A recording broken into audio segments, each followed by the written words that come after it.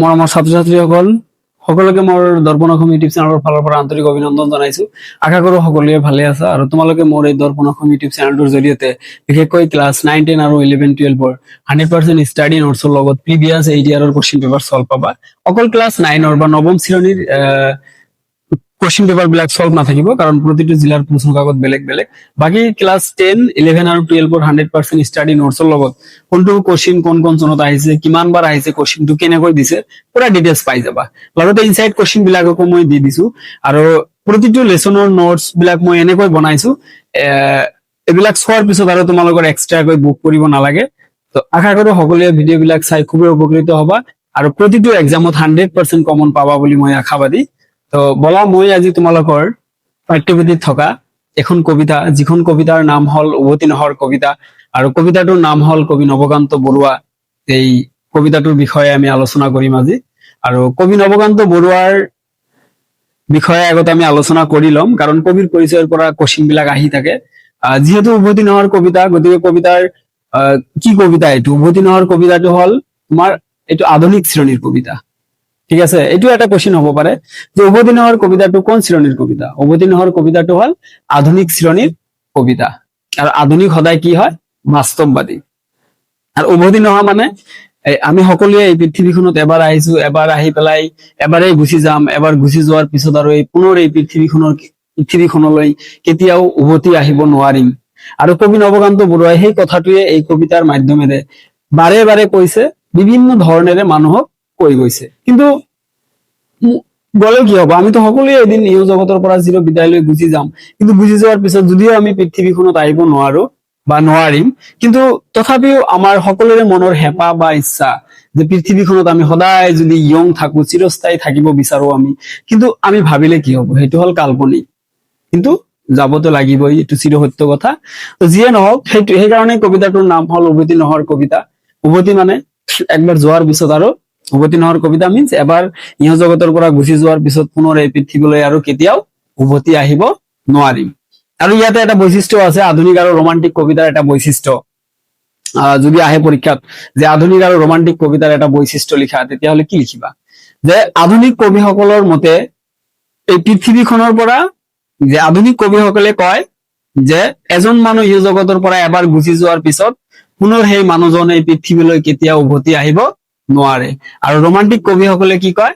যে ৰোমান্টিক কবিসকলৰ মতে যে এজন মানুহ ইহ জগতৰ পৰা গুচি যোৱাৰ পিছত সেই মানুহজন পুনৰ এই পৃথিৱীলৈ উভতি আহিব পাৰে। চোৱা, ৰোমান্টিক যদিও শুনাত ভাল লাগে, বাট আধুনিক শুনাত যদিও অলপ বেয়া লাগে, কাৰণ এবাৰ যোৱাৰ পিছত আহিব নোৱাৰিম, অলপ বেদনাদায়ক। কিন্তু বেদনাদায়ক হলে কি হব? সেইটোতো চিৰ সত্য কথা, আমি যাবই লাগিব। আৰু ৰোমান্টিক সদায় কাল্পনিক, যোনটো তোমালোকে কৈশোৰ কালৰ ল'ৰা ছোৱালী বিলাক, এডলেচেন্স পিৰিয়ডৰ ল'ৰা ছোৱালী বিলাক বেছিভাগ কাল্পনিক জগতত জীয়াই থাকে, সদায় কল্পনা কৰি থাকে, কেতিয়াবা আশাবাদী, কেতিয়াবা নিৰাশাবাদী। সাপোজ সে এক্সাম্পল অলপ জমনি টাইপ, যে ধৰি লোৱা চন্দ্ৰ, ধৰি লৈছো আমি চন্দ্ৰটো গোলাকাৰ, আমি সকলোৱে জানো। যে নতুন নতুন ৰোমান্টিক আৰু আধুনিকৰ মাজত এটা বৈশিষ্ট্য আৰু এটা ডিফাৰেন্স দি ভালকে বুজি পাবা। আৰু এইবিলাক বৈশিষ্ট্য দিলে তোমালোকে বেছিকৈ বুজি পোৱা, জীৱনত আৰু পাহৰি নোযোৱা, সদায় মনত থাকিব। গতিকে আধুনিক আৰু ৰোমান্টিকৰ ক্ষেত্ৰত যদি আমি চাওঁ, চন্দ্ৰটো গোলাকাৰ হয়, আমি সকলোৱে জানো।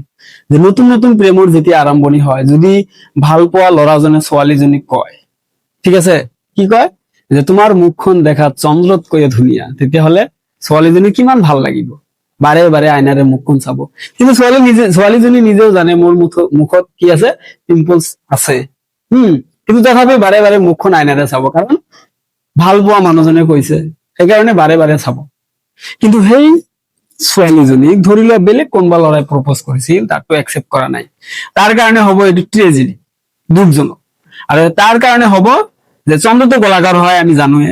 তাৰ কাৰণে হ'ব যে এইখন এখন ৰুটি, কাৰণ ৰুটিও গোলাকাৰ হয়, ঠিক আছে। যে এইখন এখন ৰুটি যত ভোকাতুৰ মানুহে অকল চাব পাৰে কিন্তু খাব নোৱাৰে, তেতিয়া আৰু এইটো অলৰেডি বেলেগৰ হৈ গৈছে। গতিকে তেতিয়া আৰু এই ল'ৰাই পিছে পিছে ঘূৰি তেতিয়া কি কৰিব? তেতিয়া আৰু একো কৰিব নোৱাৰে। গতিকে তোমালোকে এইটো ষ্টেজৰ ষ্টুডেন্ট, যে যিমানে টিচাৰে বা শিক্ষক শিক্ষয়িত্ৰী বিলাকে নুবুজোৱাক কিয়, যেতিয়া মানে প্ৰেমৰ চিষ্টেমটো, মানে প্ৰেমৰ হিচাপত যদি কোনো এক্সাম্পল দি বুজাই দিয়ে, তেতিয়াহে বেছিকৈ মনত থাকে আৰু ভালো লাগে তেনেকুৱা ক্লাছ, হয় নে নহয়? তো যিয়ে নহওক আমি এতিয়া উভতি নহৰ কবিৰ বিষয়ে আলোচনা কৰিম। কবি হল কবি নৱকান্ত বৰুৱা, আৰু নৱকান্ত বৰুৱাৰ পিতৃৰ নাম আছিল নীলকান্ত বৰুৱা আৰু মাতৃৰ নাম আছিল স্বৰ্ণলতা বৰুৱানী। এইটো মনত ৰাখিবা যে আমি প্ৰথমতে কৈছিলো এটা ক্লাছত কোনোবা লেচনত পাহৰিছো যে 8টা কবিতা আছে, 8টা কবিতাৰ জন্ম আৰু কবিৰ, এটা কবিতাৰ কবিৰ জন্ম আৰু মৃত্যুৰ চন কৰিলে টোটেল 16 দগনো 32টা কোশ্চিন কৰিব লাগিব। পৰীক্ষাত হয়তো এটা বা দুটা আহিব পাৰে, এটাই বেছিকৈ আহে, দুটা নাহে, ঠিক আছে, নাইবা দুটাই আহে ধৰি লৈছো আমি। 32টা কোশ্চিন কৰি মাত্ৰ 2 মাৰ্কস বা 3 মাৰ্কস কমন কৰিব। তাতকৈ বেলেগ কোশ্চিন বেছিকৈ পৰা সেইবিলাক চাবা বেছিকৈ আহে পৰীক্ষাত, মানে এক্সেস কোশ্চিন থাকে। গতিকে এক্সেস কোশ্চিন থাকিলে আৰু বেছি সুবিধা, কাৰণ কবিতাৰ পৰা তোমালোকৰ 1 মাৰ্কৰ লিখিব লাগে 5টা, দিব 7টা, 2 মাৰ্কৰ লিখিব লাগে 5টা, দিব 7টা, আৰু 4 মাৰ্কৰ লিখিব লাগে এটা ব্যাখ্যা, দিব তোমাৰ কেইটা, দিব তোমাৰ 3টা, আৰু মূল ভাৱ 2000 অকল 23 আৰু 24ত আহিছিল, আৰু তাৰ আগৰ যোনটো প্যাটাৰ্ন 2025 ৰ প্যাটাৰ্ন সেম, মানে 6 মাৰ্কে থাকে, 3 × 2 = 6, 3 মাৰ্কৰ দুটা লিখিব লাগে, দিয়ে কেইটা 4টা। এইখিনি হল কবিতাৰ কোশ্চিন। তো বলা আমি আগত কবি পৰিচয়ৰ বিষয়ে জানো। যে অলৰেডি জন্ম আৰু পিতৃ আৰু মাতৃৰ নাম কলো। যে কবি নৱকান্ত বৰুৱাৰ জন্ম হৈছিল 1926 চনত, পথ হৈছিল গুৱাহাটীত। যে নৱকান্ত বৰুৱাৰ জন্ম কিমান চনত হৈছিল, 1926 চনত হৈছিল, পথ হৈছিল গুৱাহাটীত হৈছিল। তাৰপিছত আহিল যে গুৱাহাটীত পৰা জন্ম হোৱাৰ পিছত তেওঁ কি কৰিছিল, স্কুলীয়া শিক্ষাটো তেওঁ নগাঁও আৰু শান্তি নিকেতনৰ পৰা লাভ কৰিছিল। এইটো কোশ্চিন আহিব পাৰে যে নৱকান্ত বৰুৱাই কোনখন বিশ্ববিদ্যালয়ৰ পৰা BA ডিগ্ৰী লাভ কৰিছিল। যে শান্তি নিকেতনৰ পৰা BA, এইটো কিন্তু এটা ইম্পৰ্টেন্ট কোশ্চিন। যে কবি নৱকান্ত বৰুৱাই কোনখন কলেজৰ পৰা BA ডিগ্ৰী লাভ কৰিছিল, কোনখন, শান্তি নিকেতনৰ পৰা। আৰু আলিগড় মুছলিম বিশ্ববিদ্যালয়ৰ পৰা কি কৰিছিল, তেওঁ ইংৰাজী বিষয়ত স্নাতকোত্তৰ ডিগ্ৰী, অৰ্থাৎ ইংৰাজীত মাষ্টাৰ ডিগ্ৰী। চোৱা, এজন কবি হয়, যিজন কবি পঢ়ি আছো আমি নৱকান্ত বৰুৱাৰ বিষয়ে, তেওঁ এছামিজ লিটাৰেচাৰ লিখিছে, কিন্তু মাষ্টাৰ ডিগ্ৰীটো কিহত লৈছে, ইংলিছত। তো মুঠৰ ওপৰত ইচ্ছা আৰু চাহিদা থাকিলে আমি সকলো বস্তুৱে কৰিব পাৰি, হয়নে নহয়? আৰু আমি কি কৰো, নিজৰ বুকখনেই পঢ়িব নোৱাৰো, হয়নে নহয়? চিন্তা কৰিবা অলপ ভালকে, পৰীক্ষা বেছি দিন নাই কিন্তু, হা।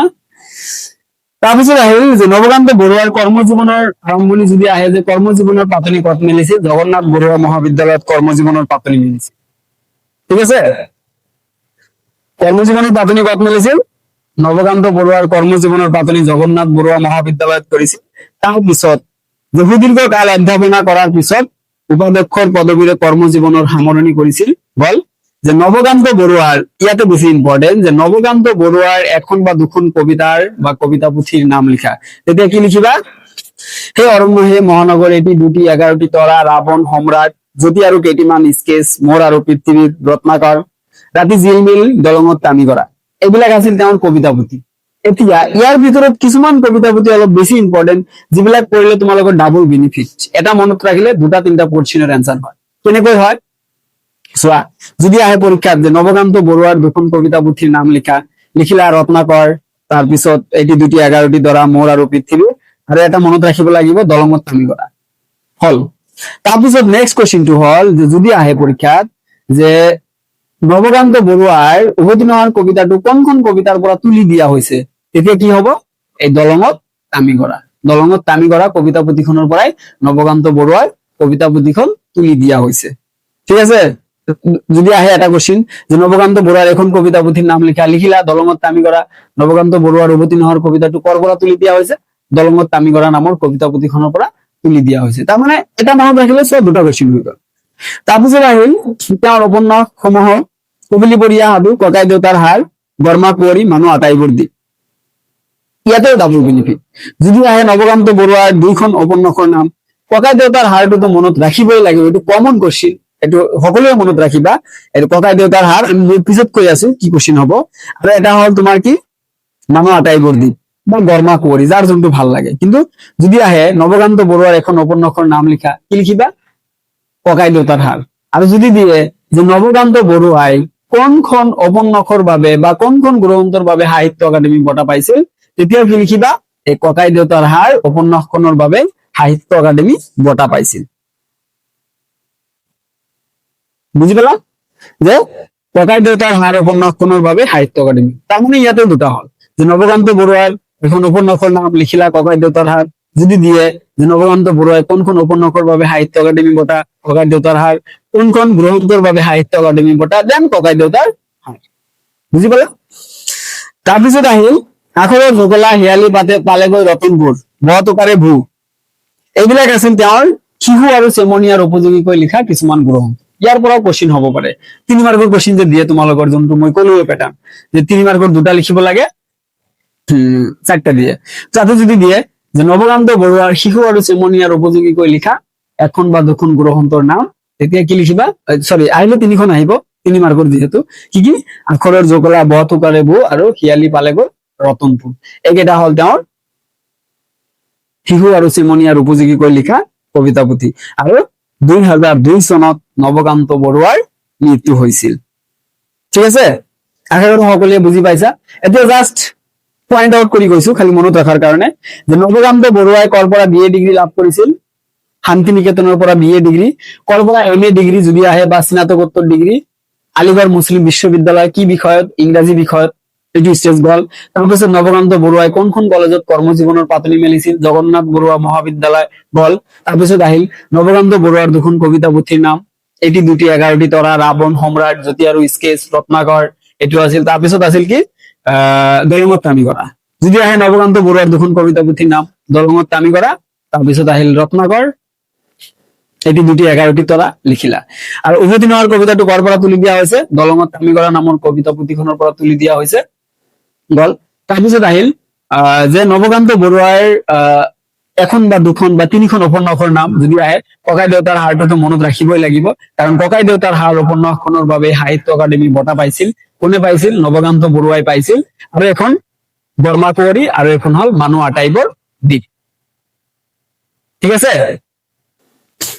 আৰু এটা আছে কপিলী পৰিয়া সাধু এইটো আছিল উপন্যাস তাৰপিছত আহিল যে নৱকান্ত বৰুৱাৰ শিশু আৰু চেমনীয়াৰ উপযোগীকৈ লিখা 3খন গ্ৰন্থ কি আছিল যে 3খন গ্ৰন্থৰ ভিতৰত যে বহটোকাৰে ভূ হিয়ালি পালেগৈ ৰতনপুৰ আৰু এটা হল আখৰৰ জগলা এই 3টা আখৰৰ জগলা হিয়ালি পালেগৈ ৰতনপুৰ আৰু এটা হল বহটোকাৰে ভূ বুজি পালা সকলোৱে এইকেইটা হল ইয়াতে এই লেসনৰ ইনসাইট কৰছি মনত ৰাখিবা আৰু ইয়াৰে কম কেইটা কোশ্চিন পিছত আহিছে মই কৈ দিম পিছত অলপ পিছত কৈ দিম ডিসপ্লেত আহি যাব কোশ্চিন আনসাৰ বিলাক একবাৰ কৈ লৈছো যাতে এটা এটা ভিডিও তোমালোকে এবাৰ চালে যাতে এটো আৰু পঢ়িবই নালাগে হেনেকৈ মই চেষ্টা কৰিম হেনেকৈ পঢ়োৱাৰ কাৰণে যেহেতু ফাইনাল ইয়াৰ ষ্টুডেন্ট গুৰুত্বটো অলপ বেছি হয় নহয় টেনশন কৰিব লাগে একো নাই সকলো বস্তুৱে পাই যাবা খালি তোমালোকে ভালকে চাবা লগতে মোৰ এই দৰ্পণ অসম ইউটিউব চেনেলটো সাবস্ক্ৰাইব কৰিবলৈ পাহৰি নাযাবা আৰু লগতে নিজৰ বন্ধু বান্ধৱী বিলাকৰ লগত শেয়াৰ কৰিবা ঠিক আছে নিজে উপকৃত হোৱা বেলেগকো সহায় কৰা আৰু মোৰ এইবিলাক চোৱাৰ পিছত যদি তোমালোকে ভাবা যে নাই এইবিলাক চাই মোৰ আমি লাভৱান নহম তেতিয়াহ'লে চাব নালাগে কাৰণ এনে ঘুমাই কিয় অপচয় কৰিবা ফাইনেল ইয়াৰৰ ষ্টুডেন্ট আৰু যদি লাভৱান হোৱা বুলি ভাবা দেন চাবা তেতিয়া ঠিক আছে যে শব্দৰ অৰ্থ আহে কি শব্দ যে টানি ঘৰা দুটাই আছে ইয়াতে টানি ঘৰা মানে তম্বু কোনবা চনত আহিছিল আমি দেখাই দিম পিছত আৰু এইটো আহে যন্ত্ৰণা মোৰ জিয়াৰ মন্ত্ৰ যে কবিয়ে জীৱনত লাভ কৰা দুখ যন্ত্ৰণাৰ পৰা শিক্ষা লাভ কৰিছে জীৱন যুদ্ধ চলাবলৈ এই পৃথিৱীখনত যিমান মানুহ আছে জীয়াই আছে প্ৰতিজন মানুহৰে এই দুখ যন্ত্ৰণা আছেই কাৰোবাৰ কম আৰু কাৰোবাৰ বেছি কিন্তু পৃথিৱীত এনেকুৱা কোনো মানুহ নাই কোনো ব্যক্তি নাই যাৰ কোনো দুখ নাই দুখ আৰু সুখ এইবিলাক ৰটেশন হৈয়ে থাকে কেতিয়াবা সুখী কেতিয়াবা দুখী কিন্তু এই পৃথিৱীৰ ভিতৰত সকলোতকৈ বেছি দুখী থকা মানুহ বা জীৱ হল এই তোমালোকৰ এই কৈশোৰ কালৰ ল'ৰা ছোৱালী বিলাক সকলোতকৈ বেছি দুখী কাৰণ ইয়াতকৈ দুখী মানুহ আৰু পৃথিৱীত নাই সো এইটো বয়সত যদি দুখে কৰা তেতিয়াহ'লে সুখটো কেতিয়া অনুভৱ কৰিবা এইটোতো সুখৰ সময় হয় না নহয় কাৰণ এডোলেসেন্স পিৰিয়ড খাবা ফুৰিবা ফূৰ্তি কৰিবা এনজয় কৰিবা এই কাৰণে ফূৰ্তিটো এতিয়াই কৰিবা কিন্তু আফটাৰ 3-4 ইয়াৰ্স পিছত কৰ্মজীৱনত ব্যস্ত হৈ যাবা তাৰপিছত বৈবাহিক জীৱন আহিব সেই সময়ত কোনে কি কৰিবা কি নকৰিবা এনেই টেনচন গতিকে ফূৰ্তিটো এইটো বয়সত কিন্তু সেইটো নহয় এইটো বয়সত তোমালোকৰ সকলোতকৈ দুখটো বেছি কাৰণ অমুকক মেসেজ কৰিছো মেসেজটো সিন হৈছে কিন্তু ৰিপ্লাইটো হোৱা নাই এইটোৱে দুখ আৰু এটা মেসেজে কৰিছা মেসেজৰ লগত জীৱনৰ লগত কি কানেকশন ৰিপ্লাই কৰা নাই ঠিক আছে তাৰ ভাল লাগা নাই চাইছে ৰিপ্লাই কৰা নাই তাৰ কাৰণে আৰু কি ইমান দুখ কৰিব লগা আছে তাৰপিছত আৰু সেট টাইপ এটা ষ্টেটাস লগাই দিয়া জীৱনটো হেক হয় না নহয় আৰু বেলেগে কব চেন মি, মানে মোৰো একেই অৱস্থা, মৰি যাও। কিন্তু মৰি গলে লাভ কি? ফাৰ্ষ্ট ইয়াৰত পাইছিলা ধনবৰ আৰু ৰতনী নামৰ এটা কবিতা, মনত আছে নে? তাতে কিন্তু ধনবৰে নদীত ঝাপ মাৰি দিছিল লাষ্টত, কিন্তু কি লাভ হৈছে? চাপোজ কোনোবাই ভাল পাইছা, কোনোবা লৰাই ছোৱালীৰ কাৰণে মৰিছা, ছোৱালীয়ে লৰাৰ কাৰণে মৰিয়ে গৈছা, কিন্তু লাভ কি? মৰিতো গলা, লাভটো কি? পিছততো বিয়াও পাতিব নোৱাৰিবা, পৃথিৱীখনৰ পৰাই গুচিয়ে গলা, কি লাভ হল? সেইকাৰণে এইবিলাক বাদ দিয়া। প্ৰথমতে নিজৰ কেৰিয়াৰটো বনাই লোৱা, তাৰ পিছত কিমান ভাল পোৱা থাকিব, তেতিয়া চাবা আৰু ৰঙীন পৃথিৱী, আৰু ভাল ভাল ছোৱালী আহে। কোনোবা লাইফৰ পৰা গুচি গৈছে, যাব দিয়া, তাৰ ভাল লগা নাই গৈছে, এৰি গৈছে, কিন্তু তাৰ কাৰণে আৰু কিয় ইমান দুখ কৰিব লাগে, হয় নহয়? আজিৰ পৰা এইবিলাক বাদ দিয়া, সদায় হেপী থাকা, যিকেইদিন জীয়াই থাকা একদম পুৰা হেপী, নিজে এনেকুৱা হেপী থাকা যাতে বেলেগে যাতে তোমাক চাই জ্বলি থাকে, যে ই ল'ৰা বা এই ছোৱালীজনী ইমান হেপী কেনেকৈ থাকে, এইটো কেনেকৈ সম্ভৱ, আমিতো নোৱাৰো। ঠিক আছে, তো যিয়ে নহওক, এতিয়া আমি কবিতাটোৰ মূল কথাৰ বিষয়ে অলপ আলোচনা কৰো, কাৰণ কবিতা এটাৰ মূল কথা যদি আমি ভালকে বুজি পাওঁ, তেতিয়াহ'লে বেলেগকৈ আমি কুৱেশ্যনৰ এনচাৰ বিলাক সকলোবিলাকে আমি পাৰিম। ঠিক আছে, যে এই কবিতাটোত কবিয়ে কৈছে যে মই নাহো, এই পৃথিৱীখনত এবাৰেই আহিছো আৰু এবাৰেই আহি মই এবাৰেই গুচি যাম, কিন্তু এবাৰ গুচি যোৱাৰ পিছত এই পৃথিৱীখনত মই আৰু কেতিয়াও উভতি নাই। কিন্তু মই এইটোও জানো যে অকল ময়ে নহয়, পৃথিৱীত যিমান মানুহ আছে বা আহিছে, এই পৃথিৱীৰ পৰা কোনো মানুহেই এবাৰ যোৱাৰ পিছত পুনৰ এই পৃথিৱীখনলৈ আৰু কেতিয়াও উভতি আহিব নোৱাৰে। কিন্তু তথাপিও এই পৃথিৱীখনক ভাল পাই গলো, আৰু এই কথাটোকে মই কিমান বাৰ যে কৈছো, কিমান ভাৱেৰে কৈছো, যে এই কথাটোৱে কবিয়ে কৈছে, বহুত বাৰ কৈছে, বহুত ধৰণেৰে কৈছে। কাক কৈছে? পৃথিৱীৰ মানুহক কৈ গৈছে, বুজি পালা? তাৰপিছত কৈছে যে যন্ত্ৰণা মোৰ জীয়াৰ মন্ত্ৰ, সেই মন্ত্ৰকে গালো, জীয়াই থকাৰ ধেমালিটো মই এবাৰেই খেলি গলো। এইটো ব্যাখ্যা ইম্পৰ্টেণ্ট, পঢ়িবা ভালকে। ব্যাখ্যা লেখাৰ নিয়মটো জানাই তোমালোক। উক্ত কবিতা কি আমাৰ পাঠ্যপুথি প্ৰসংগ সংগতি দৰ্শাই ব্যাখ্যা কৰা, যে উক্ত কবিতা কি আমাৰ পাঠ্যপুথিত থকা কবি নৱকান্ত বৰুৱাৰ উভতি নোহোৱাৰ কবিতাটোৰ পৰা তুলি দিয়া হৈছে। এইখিনি লিখিলেতো তাৰপিছত আহিব কবিতাটোৰ জৰিয়তে কবিয়ে কি কব বিচাৰিছে, শৰ্টলি 1+1 হৈ গল। তাৰপিছত এই চাৰিটা লাইনে কি কি কথা সামৰি লৈছে সেইটো লিখি দিলা, তাতে পালা 2 মাৰ্কস। 1+1+2=4, 4 নিদিলে 3 টো দিব, পিছৰখিনি যদি ভালকৈ লিখিব নোৱাৰা। 4ৰ ভিতৰত 3 পালা, বহুত মাৰ্ক। আৰু তোমালোকৰ দীঘল কোৱেশ্চন আহে, এছে মিলাই ধৰিলে তোমালোকৰ টোটেল 32, বাকী গোটেই কেইটা শৰ্ট কোৱেশ্চন।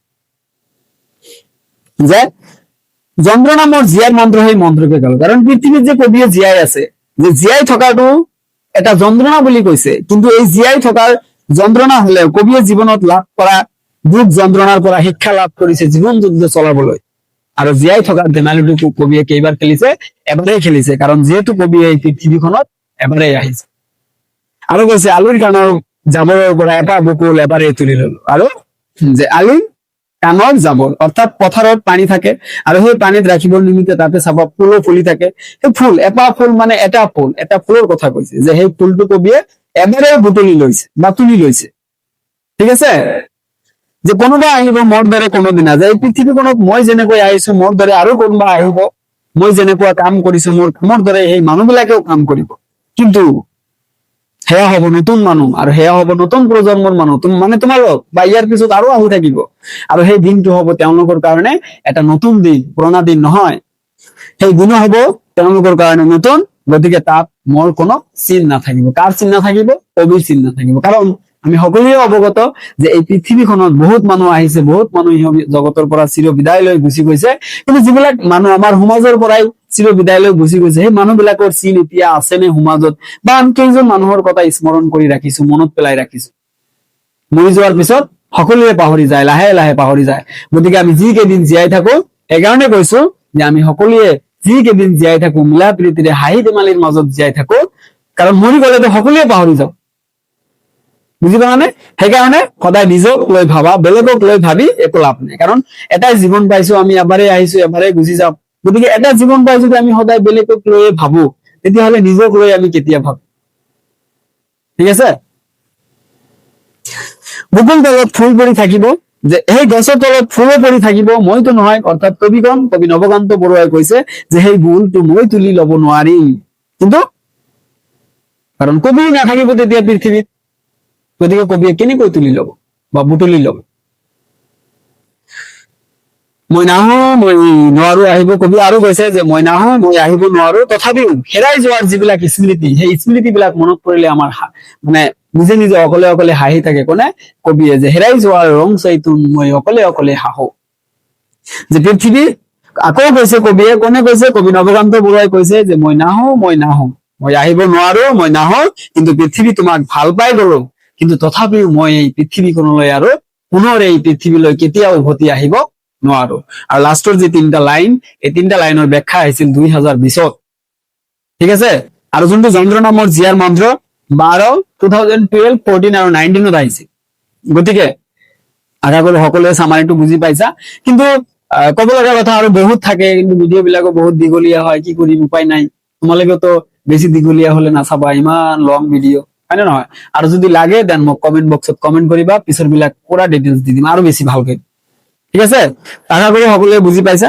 এতিয়া আমি কোশ্চেন বিলাক আলোচনা কৰো চোৱা কোশ্চেন বিলাক অলৰেডি আলোচনা কৰা শেষ কৰিছো আমি ফাৰ্ষ্টতে চোৱা উভতিনৰ কবিতা পাঠটো কৰ পৰা তুলি দিয়া হৈছে কি আছিল দলঙত কামি কৰা কোন কোন পুথিৰ বাবে কবি নৱকান্ত বৰুৱাই সাহিত্য একাডেমী বঁটা ককাই দেউতাৰ হাড় ৰোমান্টিক কবিতা আৰু আধুনিক কবিতা এটি পাৰ্থক্য অলৰেডি কৈছো জীৱনত চাগে আৰু পাহৰিয়ে নাযাবা এই যে চন্দ্ৰ দি এক্সাম্পল দি যে কলো ৰোমান্টিক সদায় ৰোমান্টিকে হয় কাল্পনিক আৰু আধুনিক সদায় বাস্তৱবাদী ফাৰ্ষ্টতে আৰম্ভ কৰিছো তেতিয়াই কৈছো যে ৰোমান্টিক কবিসকলৰ মতে ইহ জগতৰ পৰা এজন মানুহ এবাৰ গুচি যোৱাৰ পিছত পুনৰ সেই মানুহজনে পৃথিৱীলৈ উভতি আহিব নোৱাৰে কিন্তু আধুনিক কবিসকলৰ মতে এই পৃথিৱীৰ পৰা এজন মানুহ ইহ জগতৰ পৰা এজন মানুহ গুচি যোৱাৰ পিছত পুনৰ এই মানুহজন কেতিয়াও উভতি আহিব নোৱাৰে উভতি নহৰ কবিতাটো কোন শ্ৰেণীৰ কবিতা আমি সকলোৱে জানো কোন শ্ৰেণীৰ আধুনিক শ্ৰেণী আমি কৰা শব্দটিৰ অৰ্থ কি তম্বু তাৰপিছত 2 মাৰ্কৰ বিলাক চোৱা কবি নৱকান্ত বৰুৱাৰ 3খন কবিতা পুথিৰ নাম দলঙত টানি কৰা ৰাৱণ সম্ৰাট ৰত্নাকৰ মোৰ আৰু পৃথিৱীৰ ইজি ইজি নৱকান্ত বৰুৱাই ৰচনা কৰা 2খন উপন্যাসৰ নাম ককাই দেউতাৰ হাড় তাৰপিছত কি লিখিবা কবিলিপৰীয়া সাধু বৰ্মা কুঁৱৰী মানুহ আটাইবোৰ দি নৱকান্ত বৰুৱাৰ শিশু আৰু চেমনীয়াৰ উপযোগীকৈ লিখা 2খন গ্ৰন্থ কি পাইছিলো আমি আখৰৰ ঝোকলা বতুকাৰে বহু আৰু শিয়ালি পালেগৈ ৰতনপুৰ কবিৰ বাবে জীয়াই থকাৰ মূল মন্ত্ৰ কি কবিৰ বাবে জীয়াই থকাৰ মূল মন্ত্ৰই হল যন্ত্ৰণা 2025 আহিছে জীয়াই থকাৰ ধেমালিটো কবিয়ে কেইবাৰ খেলিছে জীয়াই থকাৰ ধেমালিটো কবিয়ে এবাৰ খেলিছে ওয়ানলি এবাৰ যেহেতু কবিয়ে এবাৰে আহিছে গতিকে এবাৰে খেলিছে কবির মতে পৃথিবীলৈ নতুন মানুষ আহিলে কি পরিবর্তন হবে যে কবির মতে নতুন পৃথিবীলৈ নতুন মানুষ আহিলে বিভিন্ন ধরনের পরিবর্তন হব কারণ তেওঁলোকে বিভিন্ন কারণ এই পৃথিবীখনত মানুহ এজামৰ পৰা আহি আছে আনফালে গুচিয়ে গৈ আছে কিন্তু নতুন মানুহ আহিলে নতুন ধৰণৰ পৰিৱৰ্তন হব নতুন চিন্তাধাৰা নতুন ধ্যান ধাৰণা এইবিলাকৰে পৰিৱৰ্তন হব আমি সকলোৱে জানো এনেকুৱা এটা সময় আছিল যিটো সময়ত মোবাইল ফোন নাছিল মানুহৰ মাজত যোগাযোগৰ মূল মাধ্যমে আছিল চিঠি কিন্তু আজি বৈজ্ঞানিক প্ৰযুক্তিবিদ্যাৰ ফলত কি হৈছে লাহে লাহে বস্তুবিলাক ডেভেলপ হৈছে কিন্তু চিঠিৰ প্ৰাসংগিকতাটো কমি গৈছে তোমালোকৰ এটা লেসনো আছে যোনটোৰ নাম চিঠি গতিকে বৈজ্ঞানিক প্ৰযুক্তিবিদ্যা যিমানেই ডেভেলপ হ'ব সিমানেই নতুন নতুন বস্তু আমি পাম সিমানেই দ্ৰুত গতিত কামবিলাক আমি কৰিবলৈ সক্ষম হ'ম এতিয়া আহিল গুগল কোশ্চিন বিলাক মই ইয়াতে দেখাই দিম ডাইৰেক্ট যে এইটো ইয়াতে কোশ্চিন আছে আৰু যে কবি নৱকান্ত বৰুৱাৰ কাব্য চৰ্চাত কোনখন আলোচনীৰ অৱদান স্মৰণীয় কোনবা চনত আহিছে কৈ যাম মই কোন চনত অৱদান স্মৰণীয় ৰামধেনু আলোচনীৰ অৱদান স্মৰণীয় আৰু 2025 এইটো কোশ্চিন আহিছিল যে ৰামধেনু যুগৰ দুগৰাকী কবিৰ নাম লিখা এটাতো লিখিবাই কবি নৱকান্ত বৰুৱা ডাইৰেক্ট এটাতো হয়ে যাব আৰু এটা আছে হেম বৰুৱা কেশৱ মহন্ত মহেন্দ্ৰ বৰা অজিত বৰুৱা আৰু বীৰেন বৰদলৈ এইখিনিয়ে আছিল এই লেসনটোৰ মানে মেইন কথা গতিকে আশা কৰো সকলোৱে ভালকে বুজি পাইছা আৰু এতিয়া আমি এই যে নোটস বিলাক বা কোশ্চিন বিলাক আলোচনা কৰিম কোনটো কোশ্চিন কোন চনত আহিছে হয়তো এতিয়া মই নাথাকিম ইয়াতে কিন্তু মই কৈ দিম তোমালোকে চাই যাবা ঠিক আছে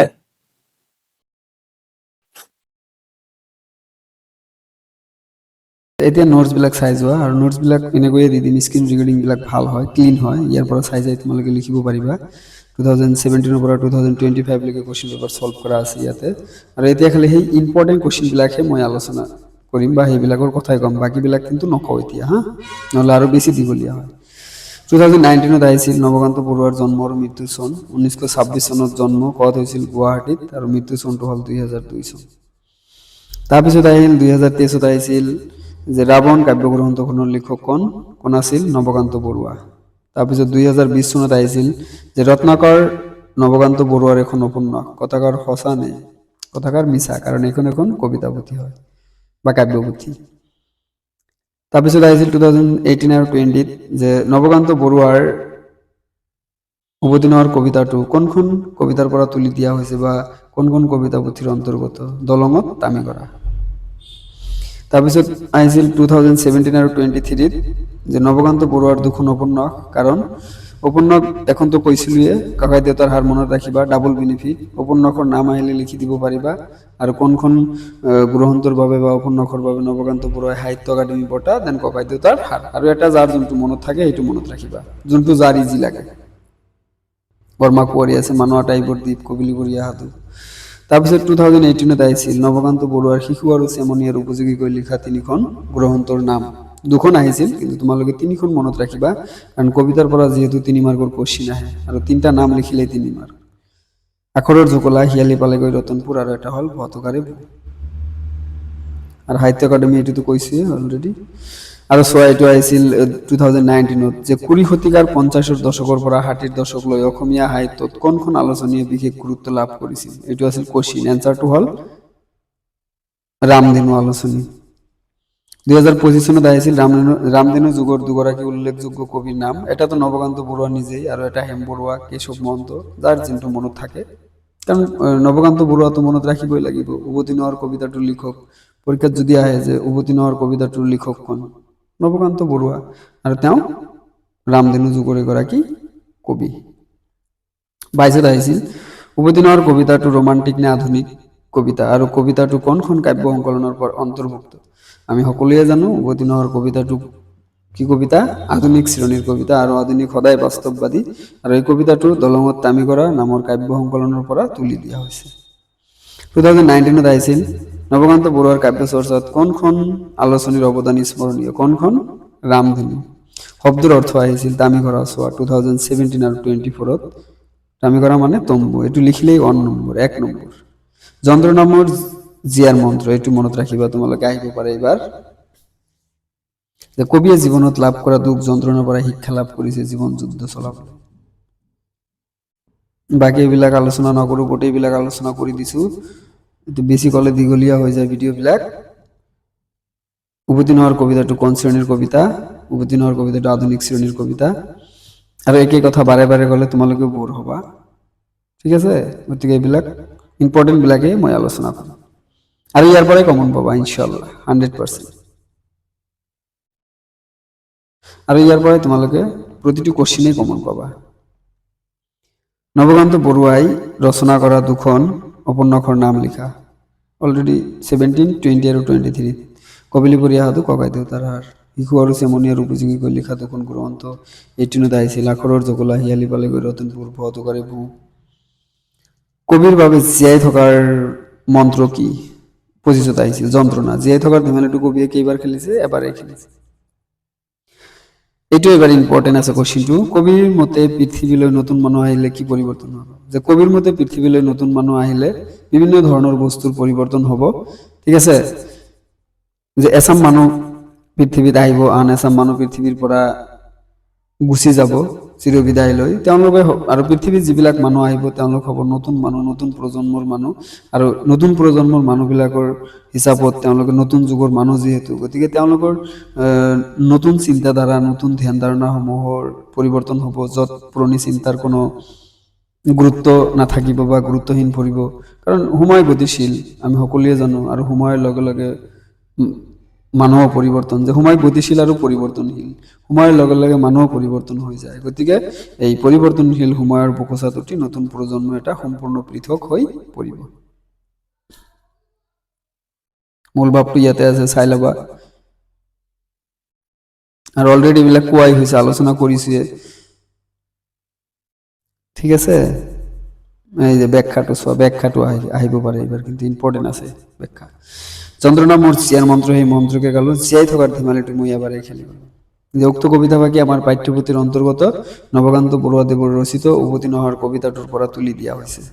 এইটোতো প্ৰতিটো মানে ব্যাখ্যাৰ এইটো ফাৰ্ষ্ট লাইন লিখিবই লাগে, যোনটো কবিতাৰ পৰা তুলি দিছে আৰু কবি, সেই দুটা কথা লিখিলে 1 নম্বৰ প্ৰসংগ।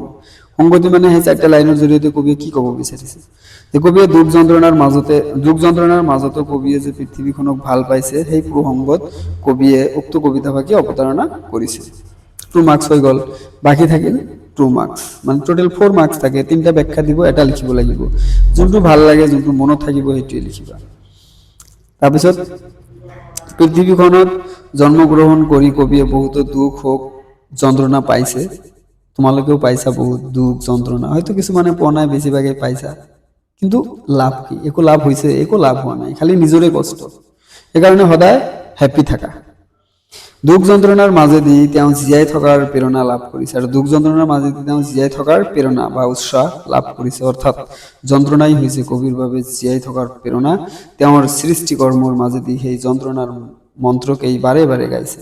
কবিয়ে জানে জীয়াই থকাটো এটা ধেমালি মাত্ৰ বা খন্তেকীয়া, আমি আজি আছো কালি নাই, কিন্তু এদিন সকলোৱে এই পৃথিৱী এৰি যাব লাগিব। সেই যন্ত্ৰণাৰ হতভাগ হৈ খন্তেকীয়া জীৱনটোক কবিয়ে দুখময় কৰি তুলিব নোখোজে। যন্ত্ৰণাৰে পৰিপূৰ্ণ এই পৃথিৱীখনলৈ কবিয়ে বাৰে বাৰে উভতি আহিব নোৱাৰে। তেওঁ এবাৰেই এই জীৱনৰ খেল ধেমালি খেলিব সুযোগ পাইছে বুলি কবিতা অংশত বুজাইছে বা ক'ব বিচাৰিছে যে আমি সকলোৱে পৃথিৱীখনত এবাৰেই আহিছো, এবাৰেই গুচি যাম, এবাৰ যোৱাৰ পিছত আৰু কেতিয়াও উভতি আহিব নোৱাৰিম। গতিকে যন্ত্ৰণা থাকিলেও আমি যাতে সদায় কেনেকৈ সুখত থাকিব পাৰিম সেনেকুৱা ধৰণৰ কাম কৰি আমি যাতে সদায় সুখে শান্তিৰে জীয়াই থাকিব পাৰো। তাৰপিছত ব্যাখ্যাটো, কোনোবা আহিব মোৰ দৰে কোনোদিনা, মোৰ সুৰতেই বাজিব নতুন দিনা, সেয়া হ'ব নতুন মানুহ, সেই দিনো হ'ব নতুন দিন, মোৰ তাত একো নাথাকিছিল। এই একেই কথা। উক্ত কবিতাভাগি আমাৰ পাঠ্যপুথিৰ অন্তৰ্গত নৱকান্ত বৰুৱাদেৱৰ ৰচিত উভতি নোহোৱাৰ কবিতাটোৰ পৰা তুলি দিয়া হৈছে। লিখিলা সংগতি, কবিয়ে এই পৃথিৱীখনলৈ পুনৰ উভতি নোহোৱাৰ প্ৰসংগত এই কবিতাভাগি অৱতাৰণা কৰিছে। তাৰপিছত আহিল প্ৰকৃতিৰ নিয়ম অনুসৰি কবিয়ে এই পৃথিৱীখনত জন্মগ্ৰহণ কৰিছে। পৃথিৱীখনক ভাল পাই বাবেই কবিয়ে দুখ যন্ত্ৰণা পাহৰি হাঁহি হাঁহি জীৱন অতিবাহিত কৰিছে। কবি বাস্তৱবাদী বিশ্বাসী সদায়, কাৰণ কবিতাটোৱে বাস্তৱবাদী কবিতা। কবি এই পৃথিৱীৰ পৰা এদিন যাবই লাগিব। অকল কবিয়ে নহয়, পৃথিৱীত যিমান মানুহ আছে প্ৰতিজন মানুহে এবাৰ যাব লাগিব। এবাৰ আহিছো আমি, এবাৰে গুচি যাম। এই কথা মৰ্মে উপলব্ধি কৰে সংসাৰত তেওঁ বহু কাম কৰি গৈছে। আমিও কাম কৰি আছো নিজৰ কাৰণে, বা এটা সময়ত সকলোৰে নিজৰ নিজৰ, তোমালোকৰো সাংসাৰিক জীৱন আহিব, সেই সময়ত তোমালোকেও কাম কৰিব লাগিব। এইটো পৃথিৱীৰ নিয়ম। জীৱন কালত তাৰ কিছুমান স্বীকৃতিও পাইছে বা কেতবোৰ স্বীকৃতিও পাইছে। তেওঁৰ মৃত্যুৰ পাছত তেওঁক অনুকৰণ কৰি উত্তৰ প্ৰজন্মই হয়তো বহুতো কাম কৰিব, অৰ্থাৎ নতুন প্ৰজন্মৰ মানুহে কবিক স্মৰণ কৰি তেওঁ বিভিন্ন ধৰণৰ কাম কৰিব। ইয়াত উত্তৰ নহয়, নতুন প্ৰজন্মই লিখিবা, নতুন প্ৰজন্মই হয়তো বহুত কাম কৰিব, তথাপিও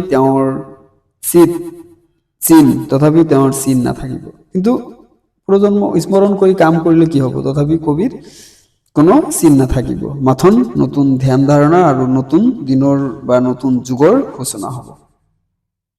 এইখিনি আছিল এই কবিতাটোৰ মূল কথা, যিবিলাক আলোচনা কৰিছো সকলোৱে আশা কৰো বুজি পাইছা।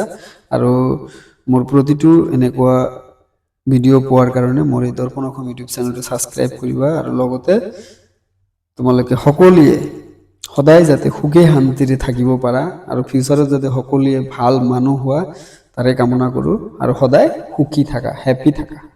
ঠিক আছে? কাৰণ একমাত্ৰ সুখী থকা মানুহবিলাকেহে পৃথিৱীখন কেনেকুৱা সেইটো অনুভৱ কৰিব পাৰে। দুখী থকা মানুহবিলাক কিন্তু পৃথিৱীত সদায় যদি দুখী কৰা, সুখ কেতিয়া অনুভৱ কৰিবা, হয় নে নহয়? কাৰণ নিজকেও বেয়া লাগে না।